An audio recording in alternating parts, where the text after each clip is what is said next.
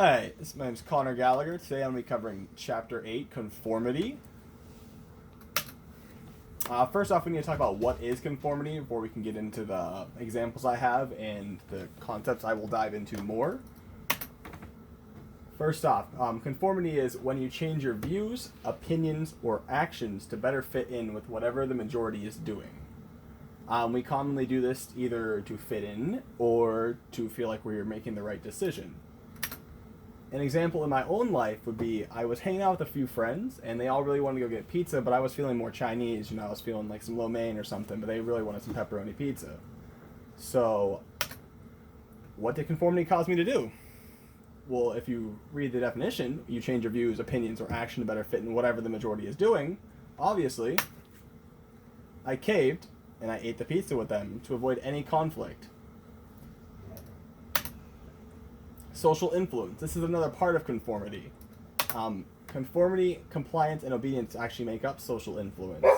Conformity, as I've already mentioned, was when someone changes their views, opinions, or beliefs based on what the majority is doing. Compliance is following that majority group and doing whatever they are doing. And obedience is following somebody who is in charge of you in some type of way and listening to what they say. There are two major types of social influence. And there's just a pretty picture of compliance. First type is informational social influence. When others influence you because you believe they are a trustworthy source and they are giving you correct information, this is what is known as informational social influence. Example from my own life would be, I did just type this hypothetically, but this is my own life. My doctor told me I needed to stop eating gluten because I'm allergic and I have what is known as celiac disease. This disease basically affects the way you are able to process gluten, wheat, stuff along that nature. Because he's a doctor and because I trusted his opinion that he went to medical school, he's done all the training he needs to do to be certified in telling me whether I am or am not allergic to something, I trusted him and I stopped eating gluten entirely, which has helped me a lot with dealing with the negatives that came along with the celiac disease. The second type of social influence is normative social influence. Normative social influence is when you follow others in order to be liked and accepted. As I mentioned earlier, there's part of conformity when people are conforming is because they want to be liked or accepted. This does not always mean you agree with what the group is doing.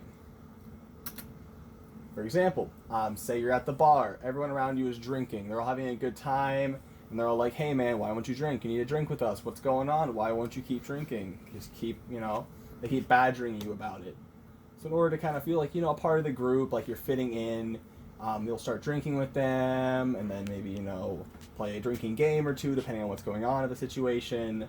And you just do that in order to fit in. Now, you may not always be a drinker, and that's where the part of that does always mean you privately agree with the group comes in. In your head, you might be like, oh, I hate drinking. Oh, this is not what I want to do. But in order to avoid scrutiny, you would do whatever that group wanted to do. And in this case, that would be drink. Now, my current event that I'm going to talk about for both normative and informational social influence is the COVID-19 pandemic. The COVID-19 pandemic, as most people know, I'm not going to give you an overview of what it is. Essentially, is this gigantic virus right now that has been affecting the U.S. and all of the whole world and just causing, deaths, numbers, crazy stuff happening. How COVID-19 involved informational social influence is the biggest thing. Dr. Fauci. Now, this man here is Dr. Fauci. He is Trump's, main man on the COVID-19. He was part of a COVID-19 task force, even though him and Trump have battered on a few different objectives. But the majority of people have listened to Dr. Fauci on his 5 major precautions against COVID-19. Those 5 precautions are to make sure you wash your hand a lot, keep social distance, wear masks whenever you can. If you are going to have a party or some kind of social gathering, make sure you have that gathering outside just to prevent any chance of contamination or being too close. And finally, don't spend time close to each other. Like, don't spend a lot of time together. If you need to be near somebody, spend under, 5 minutes with them just to reduce the amount. Now, a lot of people have been following Dr. Fauci, and this is because he is the head of the Corona Task Force. He is a doctor. We all trust that because this man has went through this training, because this man has all of this information on him, he is a trustworthy source, and we should definitely follow what he is saying. As I mentioned before, informational social influence is when you follow somebody because you believe what they're telling you is correct, and you believe they are a trustworthy source. Now, for the COVID-19 normative social influence example, I wanted to talk about Trump's current rallies. Here, as you can see, is a picture of Trump's rally. There's not a lot of masks. There's not a lot going on, like as far as social distancing and whatnot. There seems like a lot of people packed into that one little area. This goes against most of what Dr. Fauci has been saying about having, besides the fact that he has it outside. So at least he's following one of Dr. Fauci's points.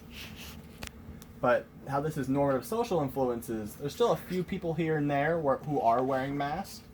But for the most part, the group and Trump himself is not wearing a mask. So therefore, they're all trying to fit in, like, oh, we don't like masks.